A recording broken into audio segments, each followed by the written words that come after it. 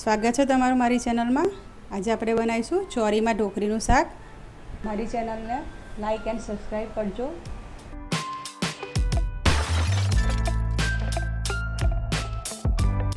ચોરીમાં ઢોકળી બનાવવા માટે આ ચોરી સમારેલી છે, આવી સાઈઝની કરી દેવાની।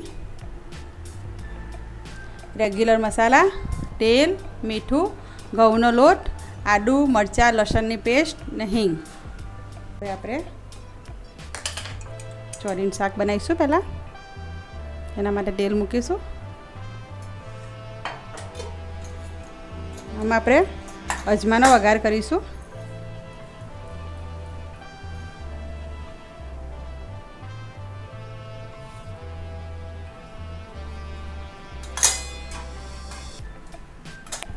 હિંગ નાખી દઈશું।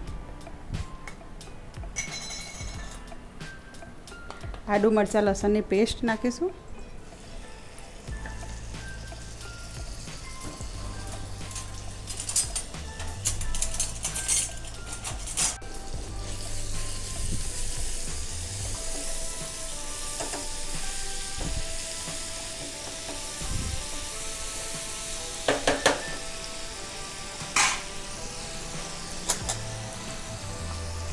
હળદર, મરચું, લાલ મરચું આપણે ઓછું નાખીશું। આમાં ધાણા જીરું,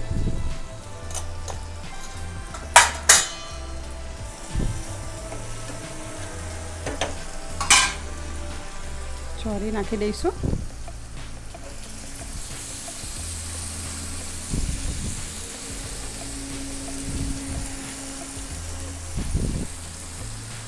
ગેસ ધીરો કરી દઈશું।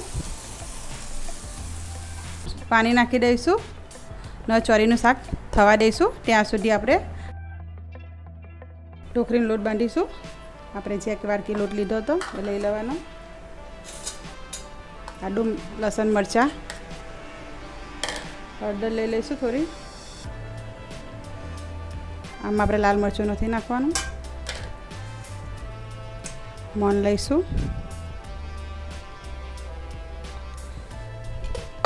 મીઠું નાખીશું।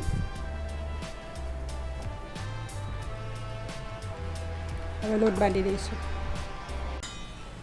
ઢોકળીમાં પણ અજમો નાખી દઈશું મસળીને।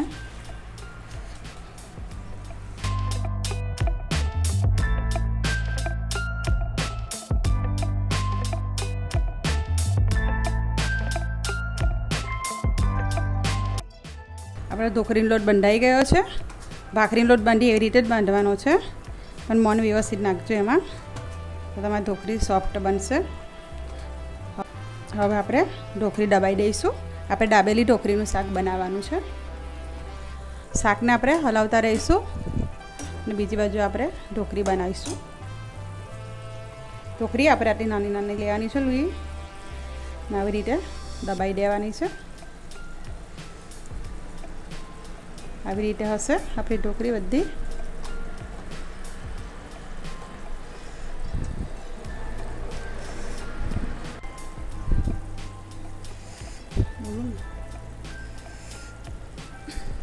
તમે ઢોકળી આવી રીતે દબાઈને ના બનાવવા માંગતા હોવ તો રોટલી વણી દેવાની, નાની કોઈક બાટલીનું ઢક્કન હોય એનાથી સેટ કરી દેવાની, એ પણ ચાલશે।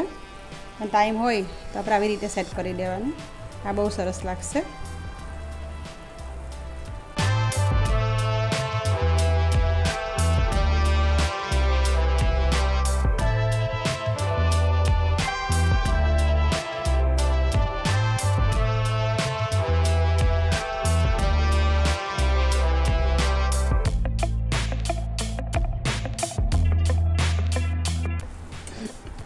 આપણું ચોરીનું શાક થઈ ગયું છે। આમાં આપણે 1 ગ્લાસ જેટલું પાણી વેરેલું।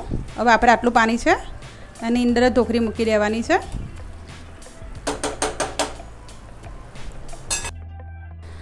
ઢોકળીની અંદર આપણે રીતના તેલ એકબીજાને સેટ કરી દઈશું એટલે બધી છૂટી થાય। હવે આપણે ઢોકળી મૂકીશું।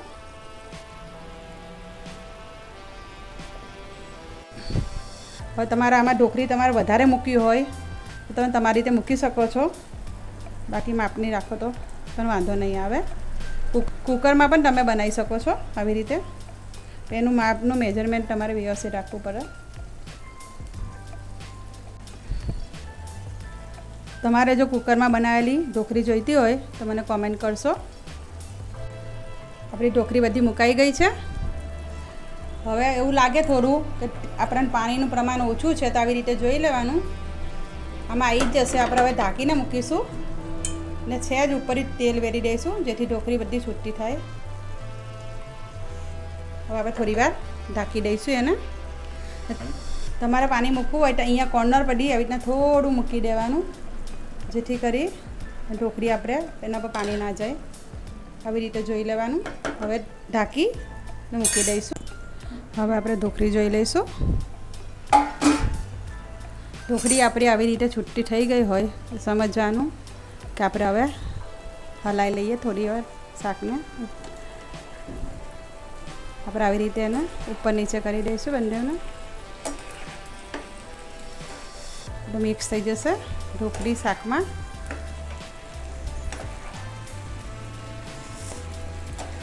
તમે જોવો છો આપણી ઢોકળી બધી છૂટી છે, એક પણ છોટી નહીં એકબીજાને.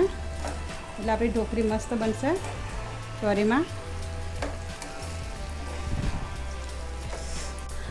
હવે આપણે ઢાંકવાનું નથી શાકને, આવી રીતે થવા દેવાનું છે. અમે પાણી બધું ઓછું થઈ જાય, તેલ થોડું દેખાય એટલે આપણે ઉતારી લઈશું. ચોરીમાં ઢોકળી થઈ ગઈ છે, પાણી નથી. હવે બધું તેલ આવી ગયું છે શાકમાં એટલે આપણે હવે ઢોકળી રેડી આપણી. તમારે નીચે દાજ પારવા દેવો હોય શાકનો તો તમે પારી શકો, એ પણ મસ્ત લાગશે. આવી રીતે ખાવું હોય તો આવી રીતે પણ ખાઈ શકો છો. હવે આપણે કાઢી લઈશું.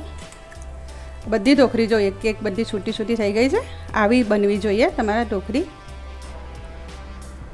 આપણી ઢોકળી થઈ ગઈ છે, જોઈ લો તમે. બધી છૂટી છૂટી છે. આવી રીતે જ બનવી જોઈએ ઢોકળી આપણી.